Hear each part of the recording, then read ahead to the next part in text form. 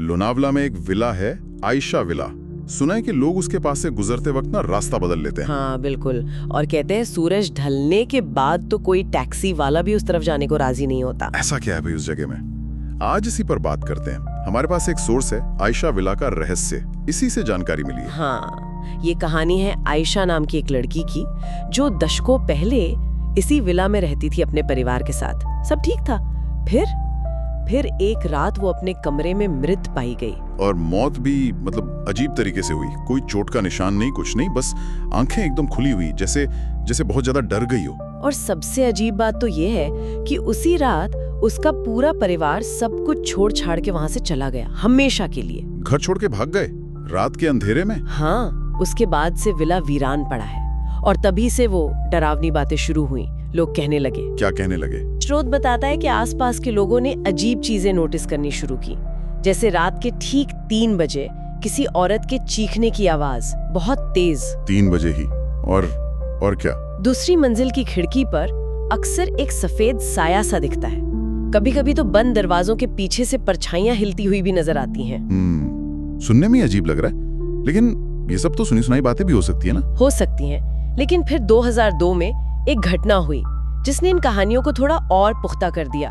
कुछ कॉलेज के स्टूडेंट्स थे। अच्छा, कॉलेज स्टूडेंट्स? उन्होंने क्या किया? वो गए थे विला में यही साबित करने की ये सब भूत वूत की बातें झूठी हैं। मतलब हीरो बन रहे थे। 3 लोग थे। 3? अच्छा, और क्या हुआ उनके साथ? चेतावनियों को तो उन्होंने नजरअंदाज कर दिया, अंदर चले गए। लेकिन जब सुबह हुई तो सिर्फ 2 बाहर आए, बुरी तरह डरे हुए, चेहरे सफेद पड़े हुए थे। 2?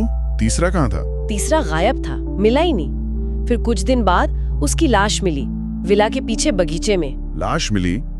कैसे? मतलब? आधी जमीन में गड़ी हुई, और स्रोत में लिखा है कि उसके नाखून बुरी तरह टूटे हुए थे, हाथों पर खून लगा था, जैसे उसने बाहर निकलने की बहुत कोशिश की हो।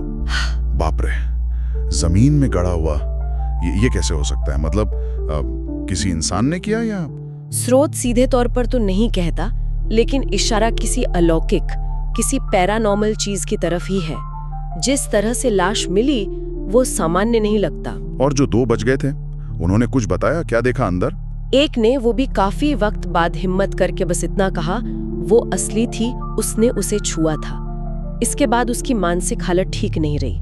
उसने उसे छुआ था? रोंगटे खड़े हो गए सुनकर। तो क्या इसके बाद कोई पैरानॉर्मल जांच वगैरह हुई? किसी ने जानने की कोशिश की कि आखिर माजरा क्या है? हाँ, हुई थी। पैरानॉर्मल इन्वेस्टिगेटर्स की एक टीम आई थी, पूरे तामझाम के साथ, कैमरे, रिकॉर्डर सब लेकर। तो उन्हें कुछ मिला? कोई भूत दिखा? आयशा? नहीं, कोई एक स्पष्ट भूत या आकृति नहीं मिली, लेकिन जो उनकी रिकॉर्डिंग्स में आया वो शायद ज्यादा डरावना था। क्या मतलब? क्या है रिकॉर्डिंग्स में? अलग अलग तस्वीरों और वीडियो फुटेज में एक औरत का चेहरा देखा, लेकिन हर बार वो चेहरा अलग था। अलग चेहरा?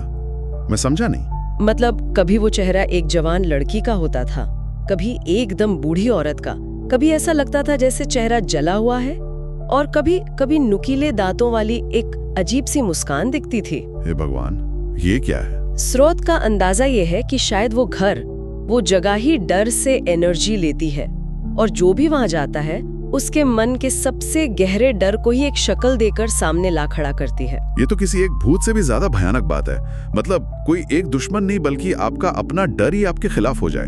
बिल्कुल। लेकिन इस विला का, या कहें आयशा की कहानी का, सबसे बड़ा राज तो अब भी एक बंद दरवाजे के पीछे है।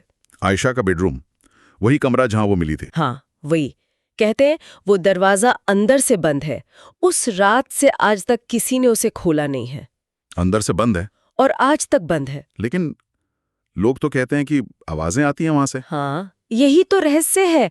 दरवाजा बंद है, पर गुजरने वाले लोग दावा करते हैं कि कभी-कभी अंदर से आवाजें आती हैं, बहुत हल्की सी दस्तक, जैसे कोई बाहर निकलना चाह रहा हो। दस्तक?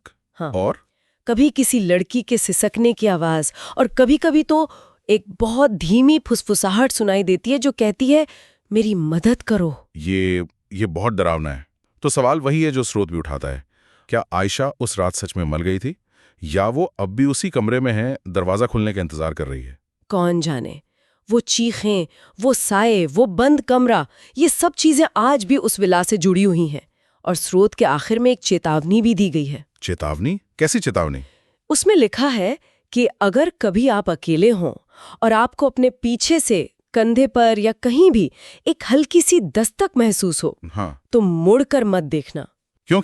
क्योंकि क्या पता वो दस्तक आपके लिए हो और ये कहानी फिर सिर्फ कहानी न रहे। सोचने वाली बात है। क्या डर सिर्फ कहानियों में रहता है या सुनने वाले के जहन में भी अपना घर बना लेता है? खैर, आज के लिए इतना ही रखते हैं।